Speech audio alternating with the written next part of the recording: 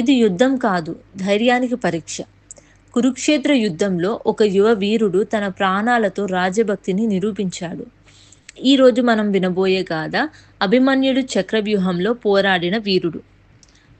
కౌరవులు ఒక భయంకర వ్యూహం రూపొందించారు, చక్రవ్యూహం. దాని లోపలికి వెళ్ళడం చాలా కష్టం. కానీ అభిమన్యుడు మాత్రం ధైర్యంగా అన్నాడు, నేను వెళ్తాను. అతడు యువకుడైన ఆత్మవిశ్వాసం ఆయుధంలా ఉన్నది. తండ్రి అర్జునుడు లేనప్పటికీ తన రాజ్యం కోసం ముందుకు నడిచాడు. అతని ప్రతి అడుగు చరిత్రలో చెరగని ముద్ర వేసింది. తల్లి ఒడిలో విన్న జ్ఞానం ప్రకారం అతనికి చక్రవ్యూహంలోకి ప్రవేశం వరకు మార్గం తెలుసు. శత్రువులను తుడిచిపెట్టుకుంటూ చక్రవ్యూహంలోకి దూసుకెళ్లాడు. అతని ధైర్యం చూసి ప్రకృతి కూడా దడబడినట్లే అనిపించింది. పాండవులు వెంట రాలేకపోయారు.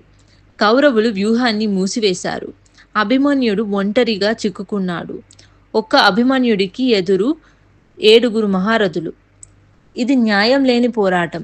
కానీ అతడి ధైర్యం మాత్రం తగ్గలేదు. ఒంటరిగా పోరాడుతూ చరిత్రను కదిలించిన ఘట్టం ఇది.